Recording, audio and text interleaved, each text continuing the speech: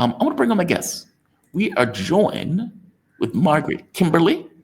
Margaret Kimberley is, there we are. Margaret Kimberley is senior columnist and editor for Black Agenda Report, author of Presidential, Black America and the Presidents. And you can find her on Twitter at Freedom Ride Blog.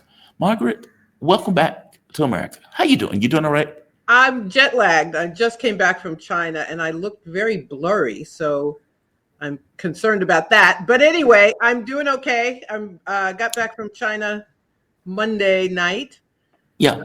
But now, for the blurriness, you could try to cut the camera off and cut it back on, or dip out and dip back in. Sometimes that helps. I know it helps with mine. Let's see. I will. Just go out and come back in. It may help. All right. Better. Okay. Yes, that is better. Okay. We'll start over. I'm doing well. How are you? I'm doing fine. I'm doing fine. Welcome back from China. I've only had the opportunity to go on like a 12-hour pass, and the only thing I did was go into a hotel and sleep for that 5 or 6 hours. How was it? How was your trip? Oh, it was amazing. Black Agenda Report was invited to participate in the Belt and Road Journalists Forum, which this year was held in Jiangxi province, which is in southern China, which is very hot. I was not prepared for that. But anyway, so it was quite an honor. The only U.S. outlet to have been invited.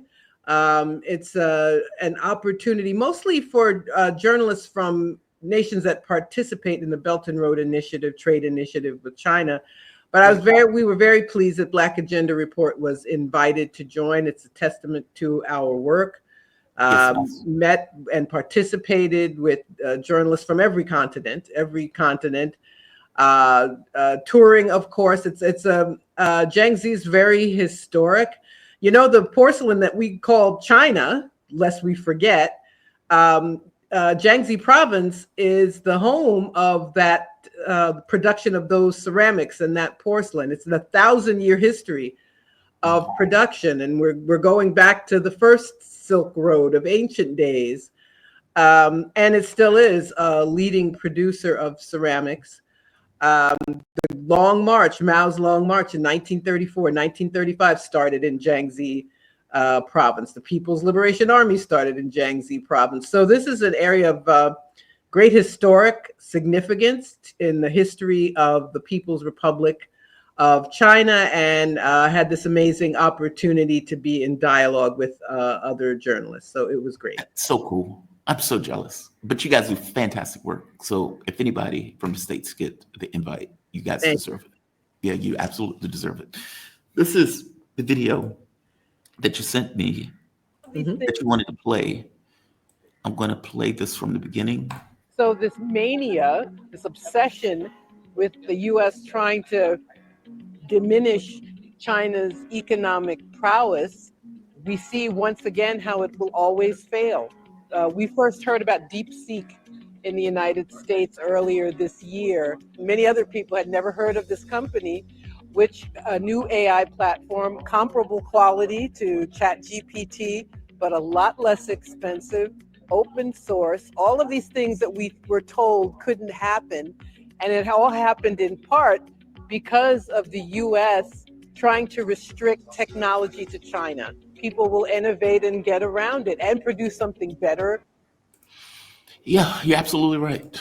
I mean, obviously the US is trying to do anything and everything in its power to restrain a Chinese economy that is with an industrial base that is ungodly. Like there's nothing to compete with. Even the US's capability during the Second World War, with China and the size of, we're talking about a country of 1.3 billion people.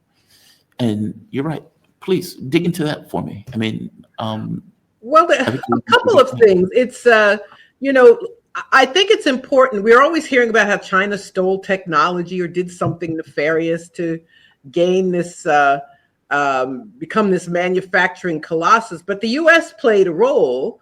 The finance capital in the U.S. said, we don't need manufacturing capital. We can send it all to China, put China in the World Trade Organization, and they took it and ran with it. I also, of course, give them credit for their, they call it reform and opening up in the Deng Xiaoping era.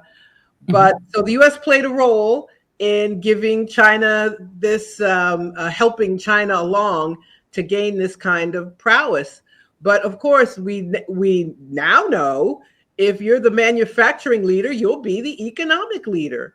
So we're in, they're in this panic about China. There's always some crazy idea to stop China. So we're going to keep them from getting chips. So they work around it. I don't know the technical terms or the details, but they worked around it and created DeepSeek, which is, now I don't use AI myself, so I'm relying on what others say, that it's comparable to ChatGPT. And I know it's a lot less expensive. We were told, oh, it has to cost $1 billion and you've got to get all these investors. And nope, they did it anyway. So that is an example of the futility of trying to diminish China's economic prowess. It's not going to happen. Trump's crazy tariffs, every day it's something different because they don't know what to do. It's not just Trump being, who this, wackadoodle that he is. They don't know what to do. So they, say first the tariffs were something like 100%. I don't remember the number. It was something crazy. It was like 240%. It was some insane, some ridiculous number. And then China, what do? They say China used to buy soybeans from U.S. farmers. They said, forget that. We'll buy soybeans from Brazil. Yep. Buying beef. They said, well, we can buy that from Australia. So everything, and they've undercut these people, these, this agricultural trade, everything the U.S. does to try to stop China. You can't, the U.S. cannot hurt China without hurting itself. Right. That's and rare minerals. That was the other one where they were like, all right, you require these rare earth minerals for your military vehicles, for your automotives. Maybe we'll slow down the number that we're going to put out. Like, meaning, you're right. China had prepared for the United States to do this during the first Trump administration, because when Trump came back in, they were ready for it, in which case they didn't back down from the tariffs. They passed reciprocal tariffs. Yep. The United States is the one who ultimately had to back down, where Trump kept telling people, well, I'm on the phone with Xi Jinping. No, you weren't. No, you weren't. You weren't. And yeah, they're doing everything in their power. It's so wild, right? Like, the United States is supposed to be this capitalist country. We're supposed to believe in the capitalist values, where if you have a better product and you can do it cheaper, then people should be able to buy that product. And then the moment that the U.S. cannot compete on an even keel, they freak out. They just totally freak out. It's like being gangsters. It's, there's electric vehicles, and Biden continued Trump's tariffs. There is a 100% tariff on Chinese electric cars. There's a brand, BYD. It's Build Your Dream is what it stands for. It's the leading, they're the leading electronic vehicles in China. They're some of the best in the world. Americans cannot buy them, but they're making it anyway. First of all, they have their own market. How about that? People forget just very basic information in their craziness. 1 billion people, you've got your own market. Yep. So you see these BYD vehicles everywhere in Chinese cities, but Americans can't get them. The best electronic vehicles Americans cannot buy. And as you were saying, it's a protection racket. It's like, capitalism is all about freedom and free markets, up to a point. And then it's let's crush anybody who gets in our way. So I think that's something important to remember in general about capitalism and what we're told about it. China is fascinating to me. And this, I guess, is going to be the last question on it.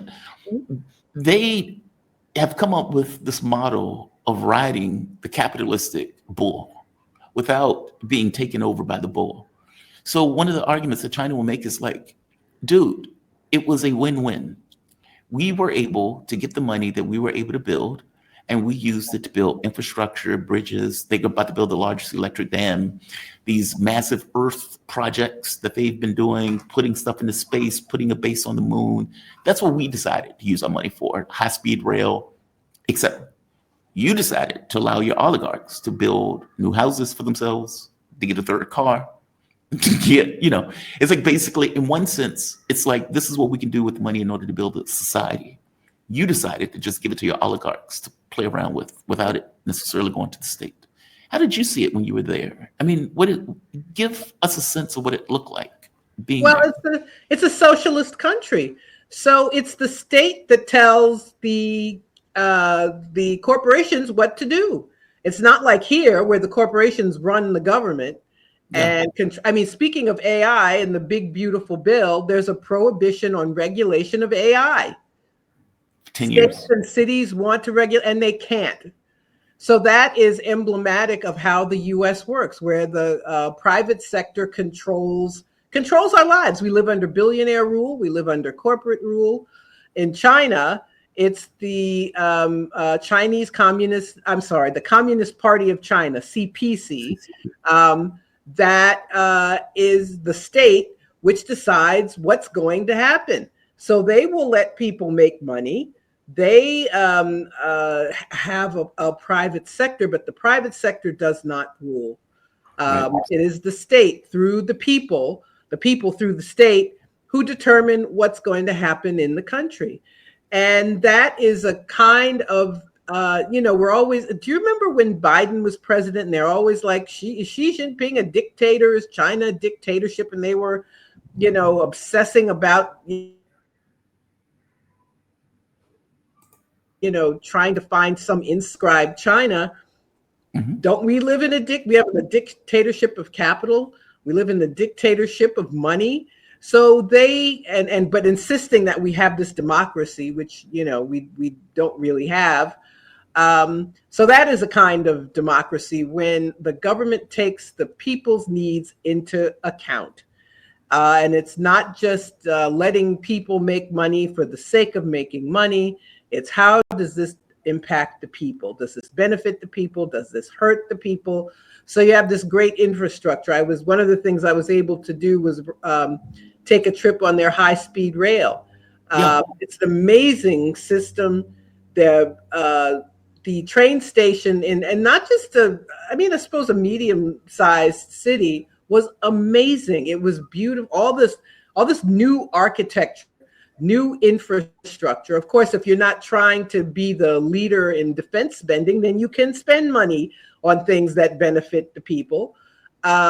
It's amazing to see. And I've always said that if you have the opportunity to travel, you should travel to a country you're told not to like. And I think China is on that list, so you can see it for yourself. And I have to tell you one other thing. This is my new measure of civilization. I have been to, my second trip to China, I've been to 5 or 6 major cities. I have yet to see anybody sleeping on the street. I have yet to see a panhandler. I have yet to see anybody lying on the sidewalk like you see here in New York or major cities across the United States. Yeah. I mean, the cities are gorgeous. Like some of them are just breathtaking, like in regards to size and scale. And you're absolutely right about, it's almost as if, I asked this question the other day and I got a lot of pushback for it, but I don't think I'm wrong on it. I pointed out and said, well, what have we done good? And they would give technical achievements. And I was like, well, my standard is not technical achievements. Like, for example, Cuba is a smaller country. It sends doctors all around the world. That's a good. That is an ethical, moral good. Your ability to not have people laying on the streets when you have other people stepping over them to get into their limo. Okay, that's a moral bad. And I guess my point that I was trying to make is Nazis can make fantastic airplanes. Just because you have technical accomplishment, that's not the same thing as being good. Right. Like ethics, it's a different thing. Speaking of ethics, this is our president who's doing any and everything in his power to avoid the issue of Epstein because he's tied to him at the hip. Yeah. And everybody at this point believes that Donald Trump is on those lists, which is the reason why he's protecting pedophiles who've been feeding children to grown men. This is Trump hanging out with Epstein. Now, I want to get your take on this because there's new information that's been coming out. This is them at a party in 1999. Trump's acting like he didn't know Epstein. Epstein? Who's Epstein? What's Epstein? What's in jail? What do you mean he was in jail? That he's doing everything in his power to get away from this. And his own supporters are eating him alive, as they should. As they should. He cannot get away from this issue. Democrats have been annoying me on this. They've been annoying me. Give me your take on this idea of Democrats now piping up and trying to associate Trump with Epstein as a political weapon. Well, the whole Epstein, there's one very important thing to know about Epstein. Epstein was an Israeli agent. Yes. This sex trafficking ring, the purpose was to compromise powerful men. Bill Clinton, Prince Andrew, I think Bill Gates had, some visits to his island, other very prominent people. Epstein worked for the Israeli government. Ghislaine Maxwell's father was a British newspaper publisher who was very close to Israel as well. So that's what you need to know about Epstein, about why he was protected for so long, why you don't see a list. But Trump and his people, they whipped their folks up, and this whole, it's so funny to me. It's this whole thing about a deep state, and they're hiding things from Epstein. Well, there is a deep state, and yes, it was working on behalf of Epstein, but they didn't mention what I just mentioned about who he worked for and what he did. Right. So no, you're not going to get the full story on Epstein. Now, as far as Trump and Epstein, we know they were friends. We know they knew each other for a long time, long before anybody thought that Donald Trump was ever going to be president of the United States. Mm-hmm. So, first of all, I don't know what this list is. We know who went to Epstein's island. We know we have these names. So I don't even know what people are talking about. I think Democrats talking a lot about it now. Frankly, it's a sign of their weakness as a party. They do not know how to fight Trump. They're ambivalent about fighting Trump. Frankly, I think that's their problem. They do not. They don't know what to do with Trump. Trump has cut them out. The thing that usually happened, the minority party would get something. Trump's cut them out completely. Trump has actually cut Republicans in Congress out too, ruling with executive orders and getting away with it for the most part. So Democrats are flummoxed. They don't know what to do. The easiest thing for them to do, which would have kept Trump from winning, would be to represent the interests of their voters and do what their voters want them to do. So that's why they're in trouble. So they are riding this silly, I think it's a silly story, because nobody talks about who Epstein was and what he did. And there's some list, and Trump's name is on this piece of paper, and that's going to bring him down. No, it won't. I mean, he can only be impeached if Republicans go along, which they're not going to do. So it's really, to me, it's very silly. And they dug this hole for themselves with, Pam Bondi saying, we've got this list and we're going to show it to you. And they didn't think that through very obviously. So now they're hoisted on their own petard and they look silly, but that's not a reason for the rest of us to give it undue attention. That's my take on Epstein. I agree and disagree.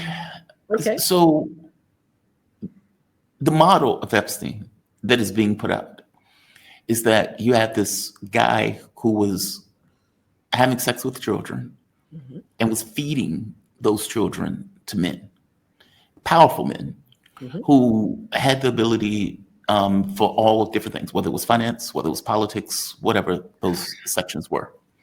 Israel at the Knesset, they just had this meeting where all of these people were coming out saying we were trafficked, they were satanic rituals. I mean, just outrageous stuff that the women were effectively saying.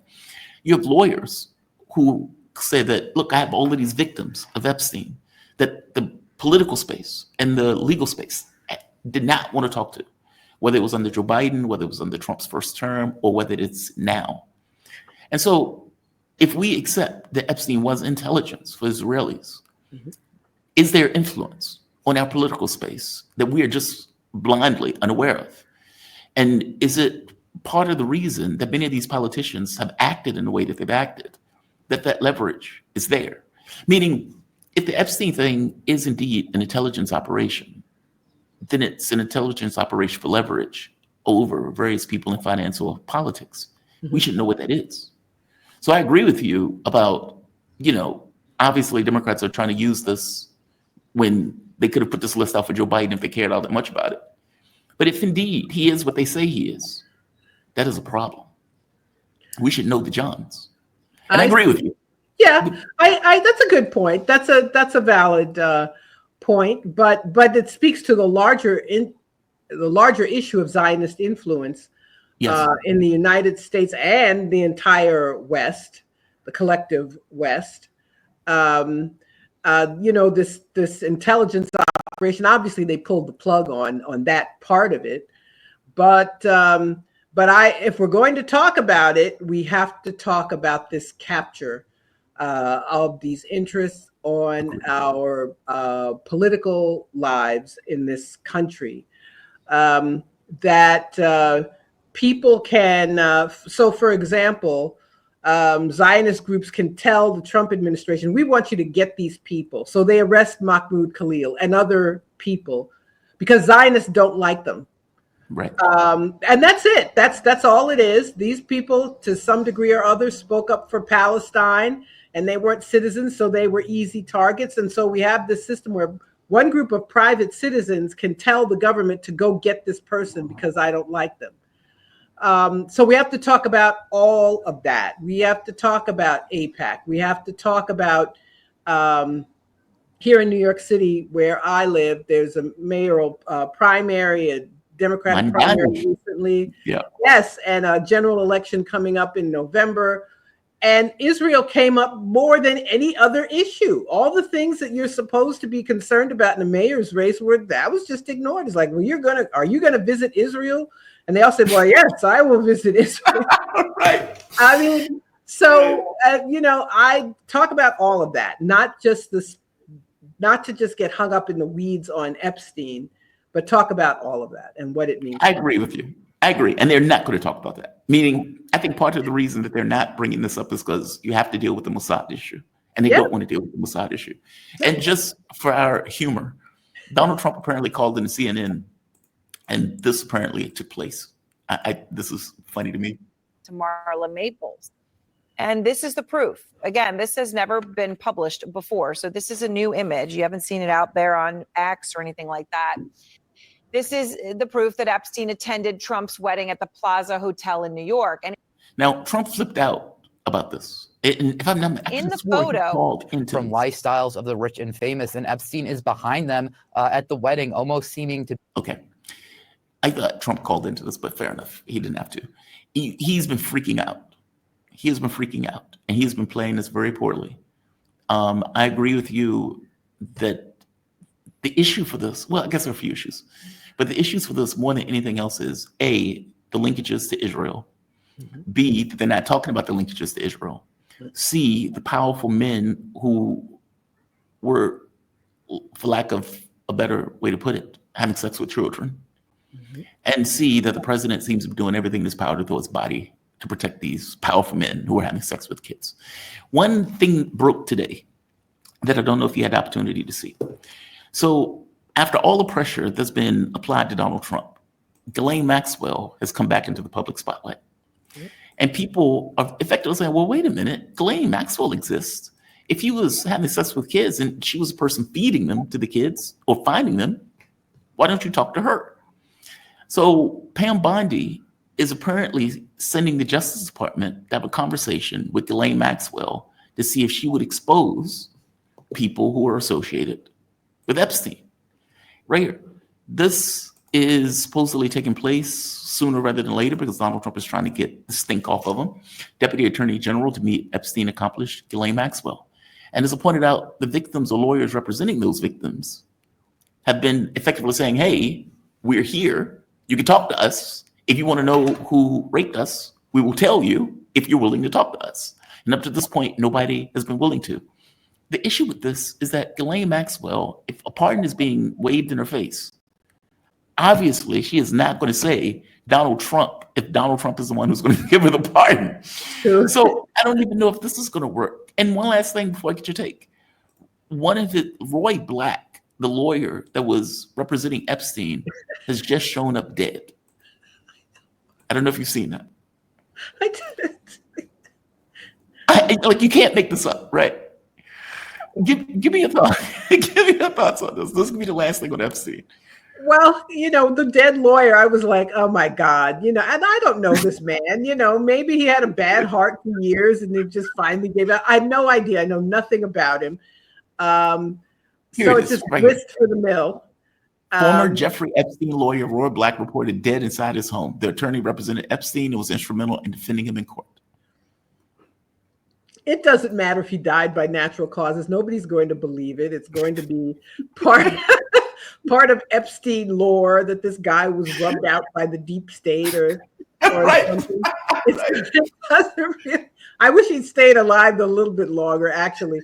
But anyway, so this, and I have to say this about Ghislaine Maxwell. She attended Chelsea Clinton's wedding. You know that, Yes, right? she did. Yes, she did. Yes, she did. So, I mean, these people are gadflies all over the place, and now everybody's like, "We had no idea this guy existed." I know. So it's it's a weird situation where it's definitely gotten under Trump's skin, which is why another reason that Democrats are talking about it so much. Excuse me, because they have no substance with which to fight Trump. So they're glommed onto it as well. But I just there's an element of this that is just not very serious. Trump and all politicians do this. They ginned up their people with stories about the deep state, and now they're stuck. And it's hard for they made this big thing. We're going to release this list. I don't know why they said this, given Trump's connections with Epstein, but they did. So now they're trying to figure out how to get out of this mess of their own making, and Democrats are happy because they have nothing else to offer, Right. Except something scandalous about Trump. They are also not talking about the real issue of Epstein. They're not talking about that, and they don't want to talk about that. So that's where we are. And by the way, they're stuck with many of these people are Democrats too. Are something that's getting a lot of print and airtime, but anyway. Yeah, but the main issue is just being ignored. Bill Clinton, Richard Clinton, yes, Dershowitz, all of these people had relation. Dershowitz apparently didn't take his underwear off. Like, this stuff is just gross. And I don't want to think about Dershowitz with his underwear on or off. I'm sorry, you've got to tell me something important if you're going to put that image in my head. Right. But I think also to your point, we should know that these underage girls, let's just say girls, were lured into this prostitution ring in order to compromise powerful men, which is disgraceful. And Epstein was protected for a long time. I'm not sure who decided we're going to pull the plug on him. Sorry, Jeff, you're going to jail. But that's what happened. And I just want people to think about the bigger picture and not to get caught up in this, what's frankly foolishness. No, I agree. I do agree. It's so gross. Like it's just gross on steroids. Like it's like even for Trump cultists, this was a bridge too far. Right? It was. They learned a lesson, I think, about getting your people excited about certain things. You can't just do a 180 and expect them to forget it. They're like, wait a minute, I thought we were going to see a list. Right, but I also think it's the issue itself. Like it's we are talking about men having sex with children. That's what we're talking about, right? Pedophiles. And it's like Alex Jones was befuddled. Alex Jones was like, Like his audience, of anybody's audience, is full-throated in this belief that there's something demonic and satanic taking place with the rich and powerful and all this other stuff. And when Trump is like, yeah, there's nothing to see here, folks. Epstein, I don't even know if there was an Epstein. I never met Epstein. You know, what do you mean he was in prison? Like all of this stuff. What is prison? Does prison even exist? And Alex Jones was like, I don't understand why the president is doing this. The deep state is after him. Maybe it's like he had to go down another conspiracy theory trail only to, you know, stay one step ahead of it. Let's talk AOC. I am super curious on your point of view on the AOC thing. So as the audience would know, AOC, Marjorie Taylor Greene comes out with a bill to extract $500 million from the money that we give Israel. $500 million is a pittance in relation to what we give Israel, but it's something. And God bless her for doing it, right? AOC votes against the bill. Now, you only got like 6 or 8 members of Congress who voted for it. AOC was not among them. And AOC comes out that makes an argument, and I'm going to paraphrase, but the paraphrase is accurate. Look, I don't want to do anything that will help kill people. And so I don't want to do anything that would inhibit Israel from Iron Dome and Israeli defense. By the same token, this doesn't do anything to stop offensive weapons from going to Israel. And so obviously I'm voting against it. And it's like, whoa, what do you mean? Obviously, for one. And two, why are you voting against a country that you would acknowledge, even in a tweet, is committing a genocide? So it's like, I need to protect the country committing the genocide. It's like, hey, I know these Nazis are throwing people in ovens, but we need to protect those Nazis. And it's like, whoa, that's mind-blowing. And then you're telling me, obviously, you're voting against it. She then doubles down. And in her double down, it's like, if you're trying to say that I'm sending money to Israel, then you're just not being truthful. And insinuated that Marjorie Taylor Greene was a Nazi or neo-Nazi. And that was part of the reason why she didn't vote for it, because there was a, quote, ulterior motive. It's like, so is Rashida Tlaib a Nazi also because she voted for it? Yep. Like, it's an outrageous Orwellian response to supporting a genocidal government that is literally starving, murdering people who are out there just trying to get food. Like, that's an astonishing take. Give me your take on AOC on this. Well, it's just hilarious to me that AOC is on this issue to the right of Marjorie Taylor Greene. Yeah. Marjorie Taylor, I mean, talk about the contradictions of that wing of the Republican Party, who don't want to give money to Ukraine anymore, who don't want to fund Israel anymore. But AOC she's not a real leftist. We don't really have leftists in U.S. politics. She plays this role, but of course, when there's a vote like this coming up, then you see who is really on, quote unquote, the left and who is not.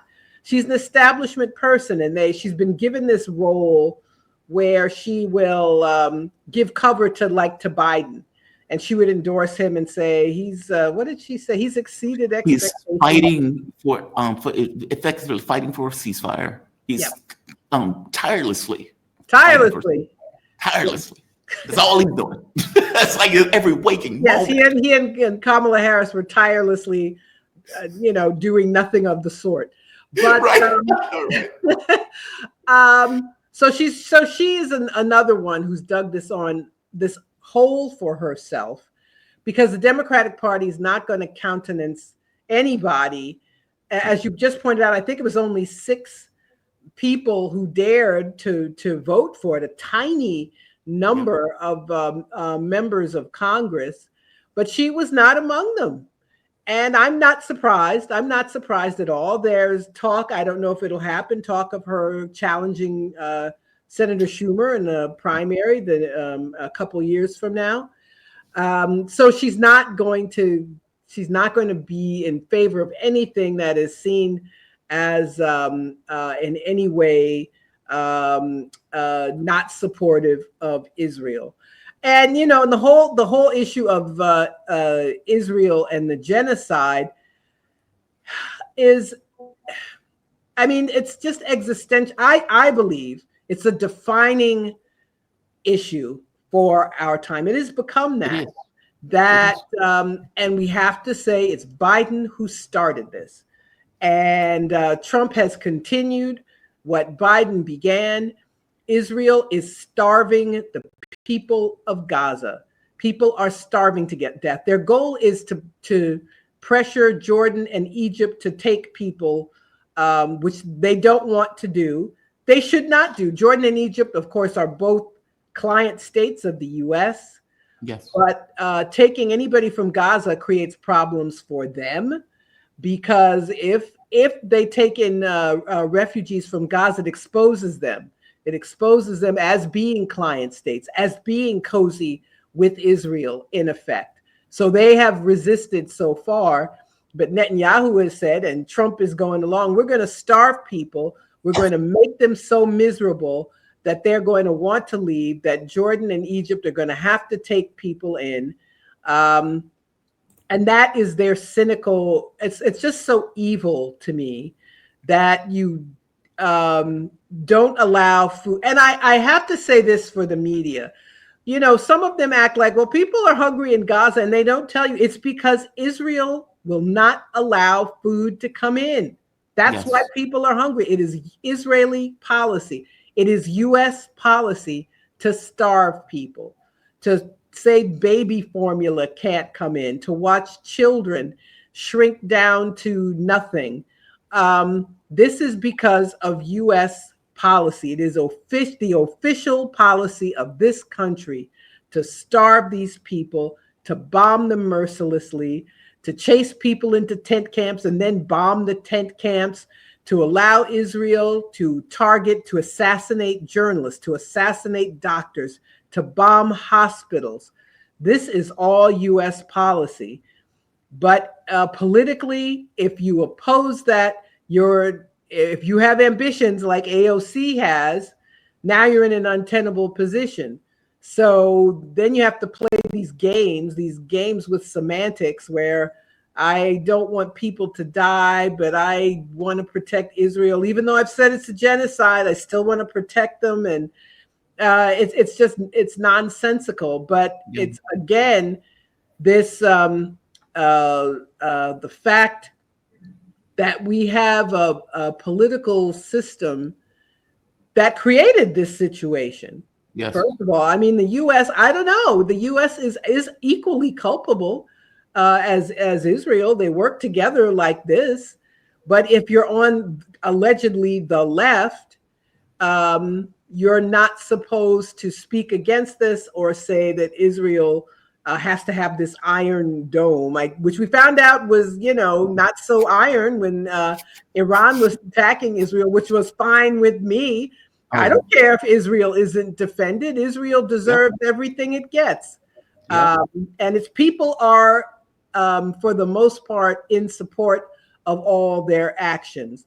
So I don't care if Israel doesn't have an iron dome or if it's not so iron and has holes in it. I don't care. What they need to get my money. Again, when we're told all the things we need are off the table, there's just so much here to talk about: the corruption, the reality of how politics in this country works. And at the same time, people are going to be kicked off of Medicaid, but not till after the midterms. These cuts are not going to hit until 2027. So if you think it's so wonderful, why can't it go into effect now? Well, that's because it's not wonderful. You're going to hurt people. But at any rate, you can't have Medicaid. You can't have SNAP.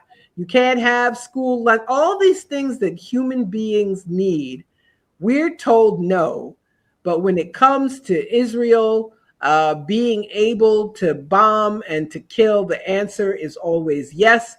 And you can't run for dog catcher anywhere in this country unless you support this really monstrous regime.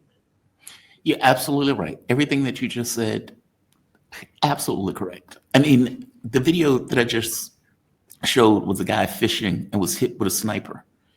I could show you other videos of people getting killed, children getting burned, tents getting bombed. I mean, like, they are voluminous. And yet they happen every day. And you would think that a functional media, you made the point of saying civilizational. It's that. your country is allowing a genocide. Full stop. And it's something that we can see with our own eyes. It's not like there are ovens hidden somewhere in Poland. This is something that we are watching day after day, where they're killing like 100 people a day in the most horrific of ways. And the media, for one, didn't want to bring it up at first. Right. And then when it became so voluminous, it's like, how are you ignoring 30, 50 videos a day of people being massacred? I mean, they raped a guy on TV, and the Israeli public, 60% said fair game. Yep. But this is the society we're talking about. This is outrageous. And you pointed out that we're equally culpable. We are more culpable. We pay for it. Israel couldn't do this. Israel wouldn't exist as a state. People act like there's this great military power. Nonsense. They are completely reliant and dependent upon the money that is coming out of the United States to function and to murder as many people as they do. And yeah, Egypt, Jordan don't necessarily want to take them, and it's they're just going to watch these people starve to death. And it seems like that's the point. We need to kill them. We need to get rid of them. And one of my guests pointed out, he says, I can't believe that they have skeletal children walking around. They have skeletal children walking around. Some of them are on hospital beds. Some of them are charred and burned to death. I watch this stuff every day. And yeah, it's deplorable that this takes place. And it can only continue. You have to have repression against people who speak out.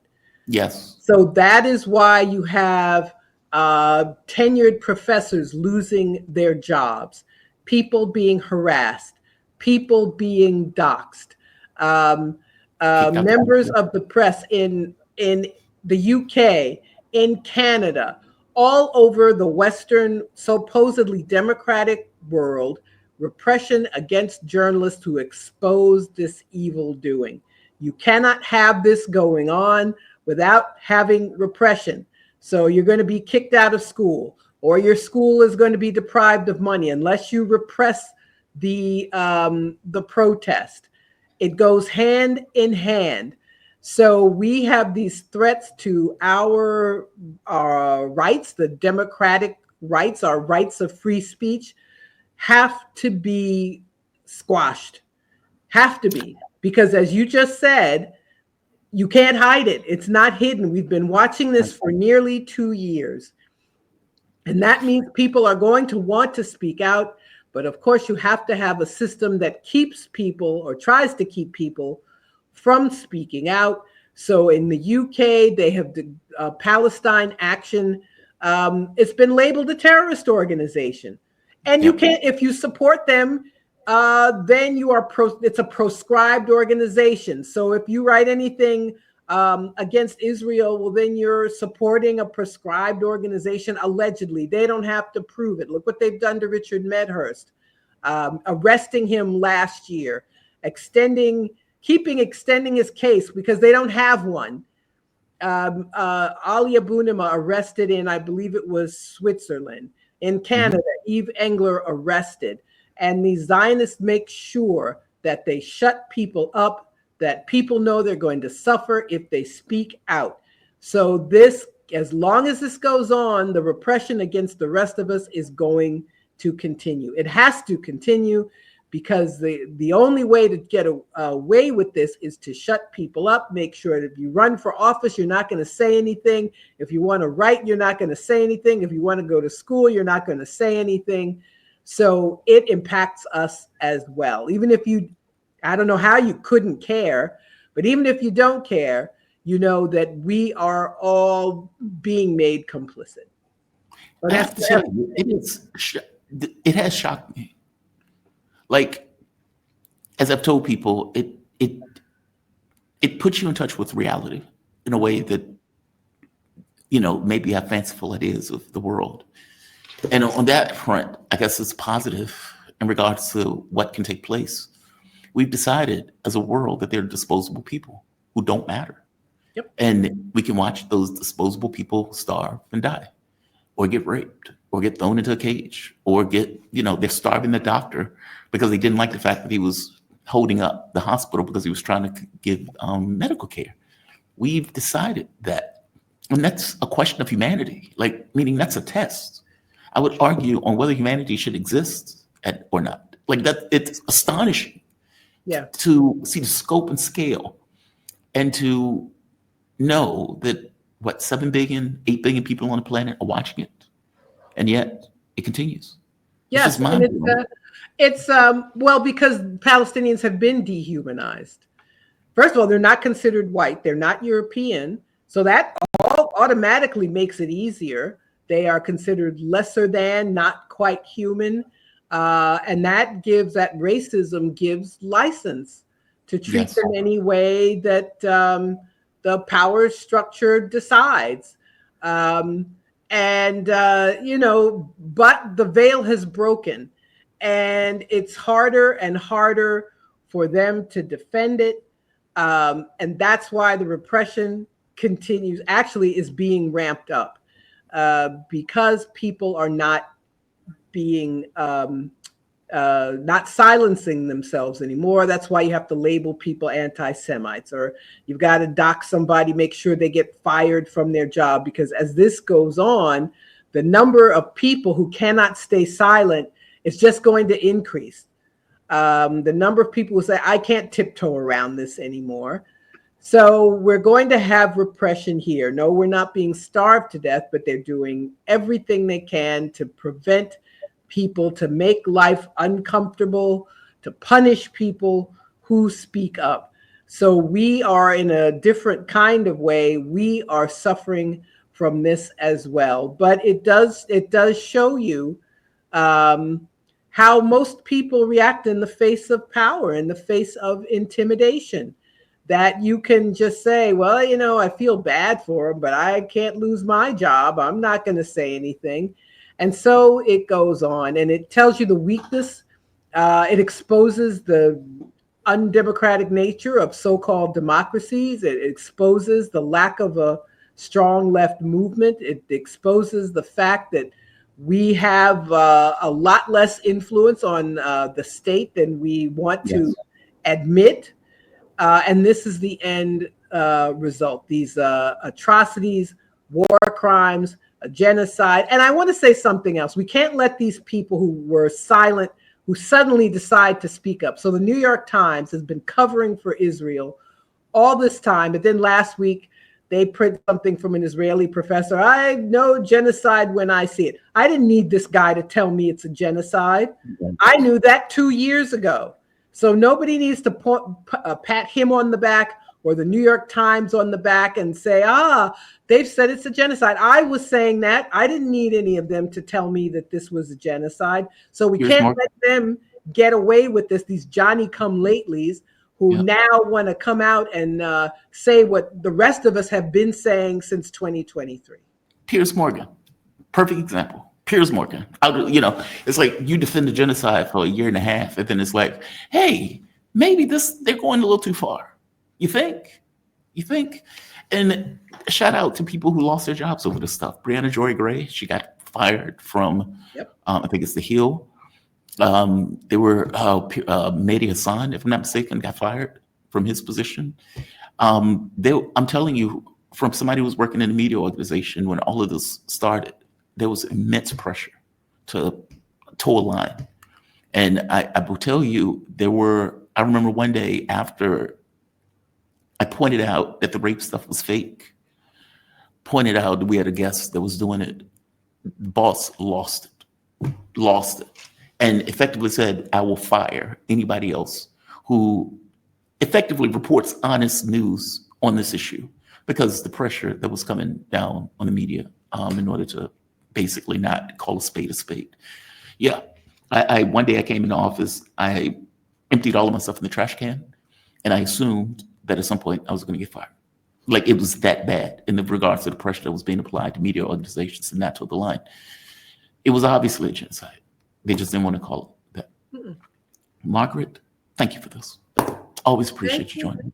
It's really great to be back. And I always have to say, buy my book, Prejudential, Black America and the Presidents. It's a great book. Check her book out. Also check her out on Black Agenda Report. They have fantastic reporting. Thank you. This is just a taste, a medicine dropper of Margaret Kimberley. She is senior columnist and editor for Black Agenda Report, author of Prejudential, Black America and Presidents, and you can find her on Freedom Ride blog. Margaret, is there anywhere else that people can find you, by the way? That's the best place. blackagendareport.com. This is Wednesday. It's Black Agenda Report Day, the day we publish our articles. And on X, Twitter, Freedom Ride blog, that's where I do most of my work. I also have Patreon, Margaret Kimberley. Perfect.